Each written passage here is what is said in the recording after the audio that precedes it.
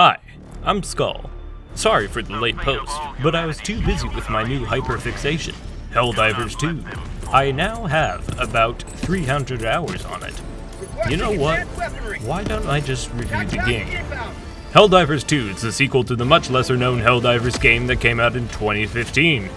It was released 2024 and sold over 12 million copies worldwide in just 3 months. Helldivers 2 was a king compared to the peasant, which is now the original. But why, may you ask, is this game so good? Let me tell you, or rather, let me show you.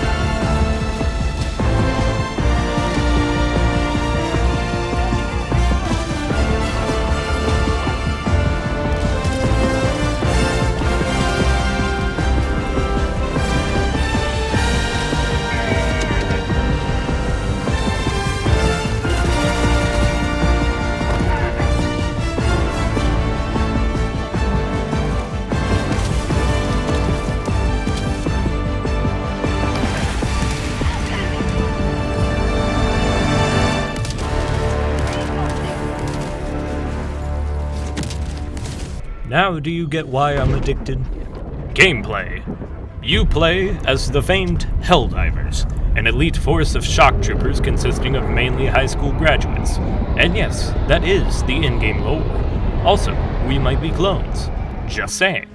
Your mission? Protect Super Earth, a version of Earth united under a system known as managed democracy, where voting is done by machines that choose the candidate for us. Our enemy?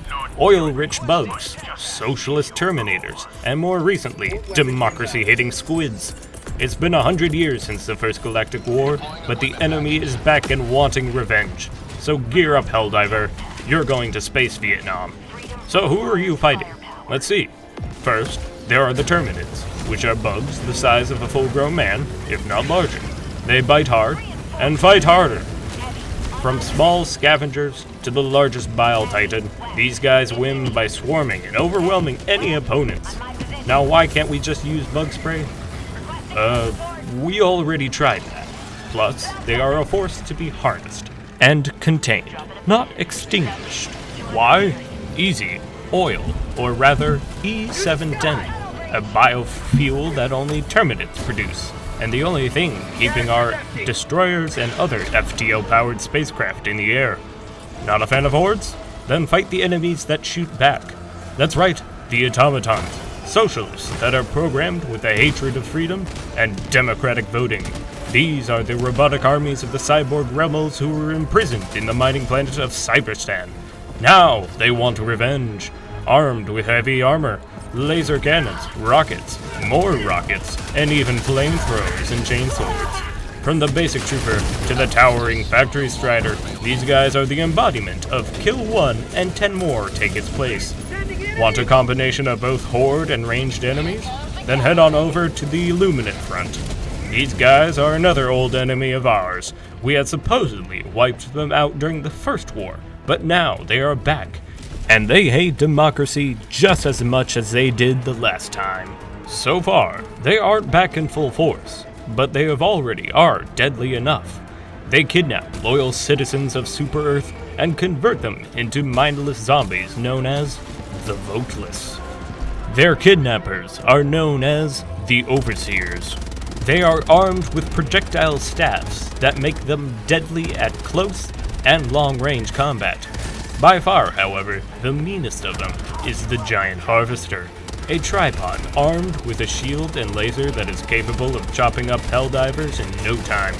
With all these enemies of managed democracy, how are we supposed to fight them? Glad you asked, because this next part is my favorite, the stratagems. We have a whole arsenal at our fingertips. Courtesy of the Ministry of Defense, we are given sole command of a destroyer with enough ammunition to level a small moon. So you know, we can be trusted to use it without incident. This and more with our arsenal of weapons. Should I mention, I have a preferred loadout for each faction of enemies. For the bugs, I use napalm, and more napalm, and an auto pistol. What? You thought I was actually going to use the flame pistol? For the robots, you want to go heavy. That means 500 kgs, an orbital 380mm bombardment. Pair that with an autocannon and an extra stratagem of your choice, and you get the perfect bot buster. For the squids, I like to be using a mech, rockets for the tripods, chain guns for the rest, and grabbing a drone, either one works, and the 500 kg. Take the stalwart for easy crowd control and overseer elimination. Want an all-rounder loadout? Go as the support guy. Grab a supply buck, railgun, and stim gun, and the expendable anti-tank and commando launchers.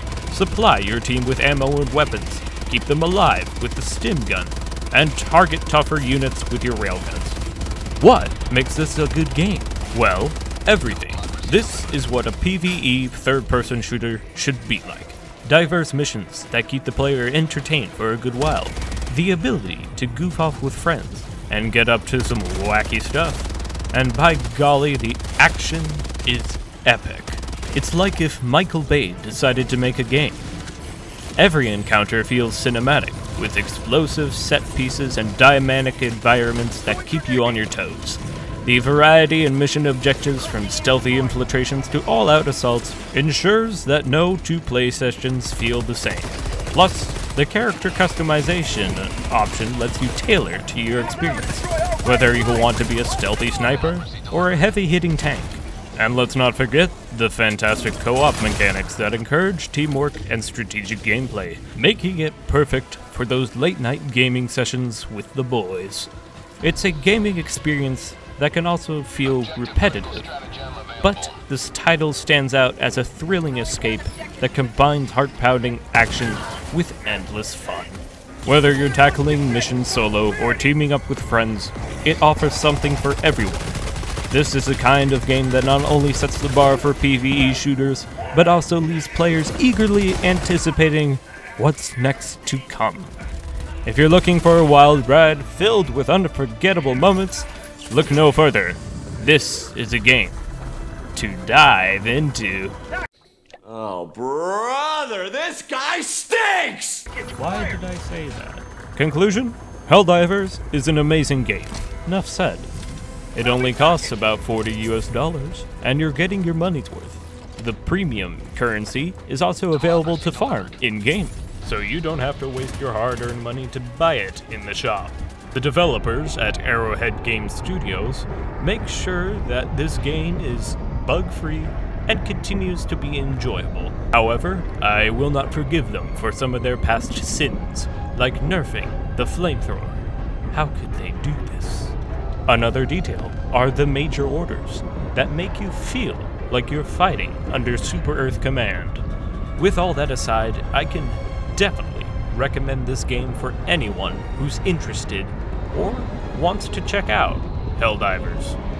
Bit of housekeeping before I leave. So in terms of future posting, it might be a bit few and far between, as I am still figuring out the best schedule to have high quality content and still be able to pass all my classes.